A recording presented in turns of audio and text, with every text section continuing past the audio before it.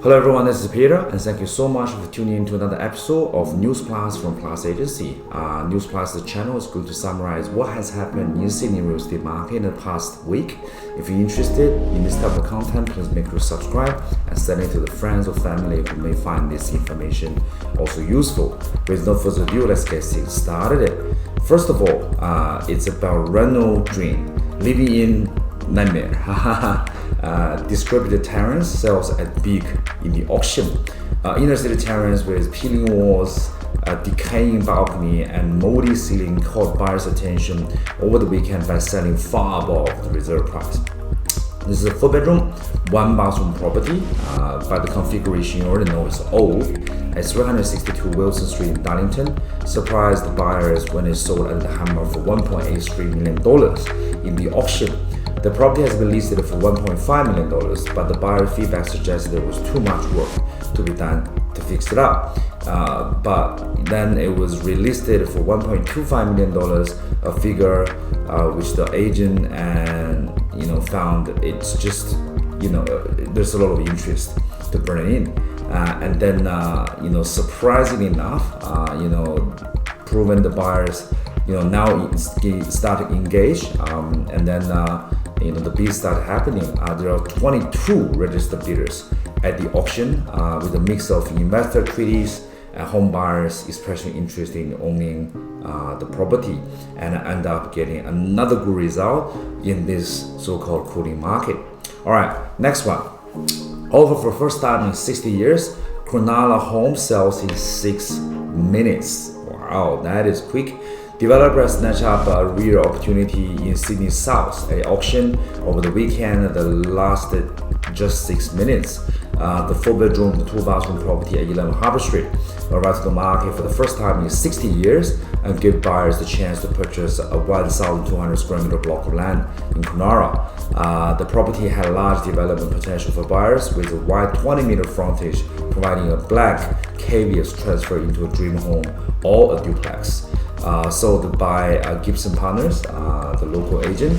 The property had a reserve price of $4.1 million. Auction included 8 registered bidders, 4 of which outbid each other in quick succession. The successful bidder or developer ultimately secured the property at $4.257 million.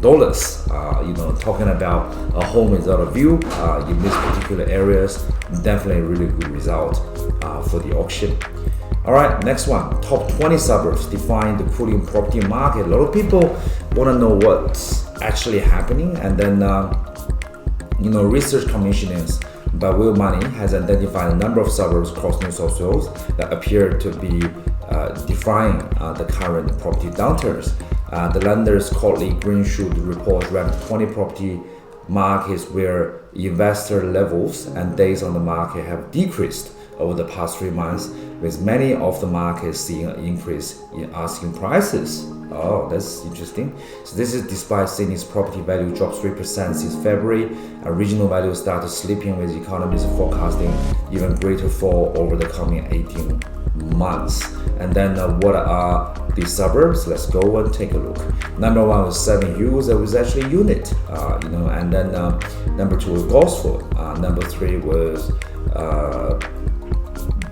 Burgundy. Wow, I hope I pronounced it right. So the inventory level has definitely dropped. So there's a lot less listings on the market, and the days on the market has dropped as well. At the same time, the median asking prices actually has rises. And Carlingford unit, that's a very interesting thing to see in there. Yas House, Gogon House, Panel Hill units, Fair Heights houses, North Meadow units, Spring Farm houses, Clarence Town, Taraba, Cabramatta West, Grocery Hills, Pamela, Kambala, Crispinian, Windell, Crispinian again, and Chisholm. Oh my God, I hope my broken English has got these things right, but this is definitely something that's very, very interesting to see. But interesting enough, all of them are with a very early or entry level of the price point in that particular area, and a lot of them are actually not near the city neither. So I think that's probably the trend of it. All right, next one. Senior homeowners who use small deposits at risk of owing back more than their properties are worse. Wow, this is dangerous. People who purchased a home with a small deposit seen in last year are at risk of carrying more debt than their home is worth at a time when the interest rates are climbing and the cost of living are high. Recent modeling from PropTrack suggests home values could drop as much as 18%, right? By Christmas next year. Across Sydney, those who purchased at the peak of the market in a less than 20% deposit could find themselves in a negative equity position where they owe more to the bank than the property is actually worth. This includes first home buyers who purchased through the first home loan scheme deposit, a loan deposit scheme with a 5% deposit. Negative equity affects those who need to sell their home during the market downturn because it means they could remain in debt to their home loan provider even after property has been sold. It comes after a huge number of home buyers reported they felt worried about affording mortgages repayments, with financial markets factoring in a cash rate of 3% by the end of the year. Data from Comparison Rate Finder revealed that in April, about two-thirds of home buyers were concerned about meeting mortgage repayments ahead of interest rises. In the 4 months following the survey, the cash rate hiked 170 basis points, bringing the average variable interest rate soaring to 4.18%. Last month, the proportion of Australian owners struggling to afford mortgage repayment rose to 24%, up from 20% the month prior. Data from Lendy shows that the number of home buyers purchasing with a small deposit has also grown.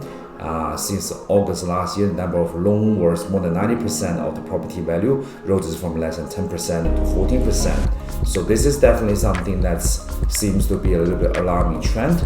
But let's see where this is going with the time will tell. Alright, next one. Samantha X, now known as Amanda Golf, has downsized at Bondi Beach. So people selling, people buying. Samantha X, now known as Amanda Golf, has downsized at Bondi Beach. Her recent $2.1 million purchase secured a 2-bedroom top floor in a block of 6. The original condition 74 square meter apartment comes with no registered mortgage. It purely sold for $695,000 in the year of 2013. And now, she has sold her 3-bedroom renovated semi in Bondi for $3.9 million earlier this year, and this particular home looks like it's where she's going to stay, in the short term. All right, next one, sell now. Warning for Sydney property sellers sitting on fence. Homeowners considering a sale have been warned they may have to accept a lower price if they list next year. Recent rate hikes are expected to have a slow effect on the market, and the full force of higher lending cost is likely to felt next year, experts have reviewed. PropTrack modeling predicted Sydney home prices would drop to a total 18% by the end of 2013, but the model also noted most of that decrease will occur next year. Current prices remain only marginally below their February peak, additional PropTrack analysts noted. Home prices dropped a total 3.4% over the past 5 months, and it means that typical Sydney home is about $35,000 cheaper than what it was like in the February. An additional 15% drop in prices following the most recent falls would wipe out another $150,000 from the average value of Sydney home. That would mean the median price of Sydney home at the end of 2023, taking into account the sales units, houses, and townhouses, would be $185,000 lower than the February 2022. Home housing experts said recent interest rate hikes were the main catalyst of the cooling market, but last year's whirlwind growth has also created affordability barriers for new buyers. Buyers can't pay the prices we had earlier this year, given it costs so much more to borrow money, said PropTrack economist, and this from Paul Ryan. And uncertainty about the future rate rises would further weighting down the market, Mr. Ryan said. The runaway inflation has forced the Reserve Bank to raise the cash rate 1.25%, since May, the fastest since 28 years, and more rises are expected to be announced, including at the bank's next board meeting on Tuesday. So the other inquiry of the buyers don't know how much rate will go up, and some would be looking at what rates could be, saying, well, maybe I won't be so aggressively, and this will be other buyer who wait to see what happens. All right, and then let's just see what happens down the track. Interest rate is definitely affecting the market, but uncertainty is another thing. But looks like, from the earlier news that we have seen, things are still actively happening. All right, so that's everything for this week, and thank you so much for tuning in to News Plus for this week. And this is Peter Lee. We'll see you next week. Bye bye.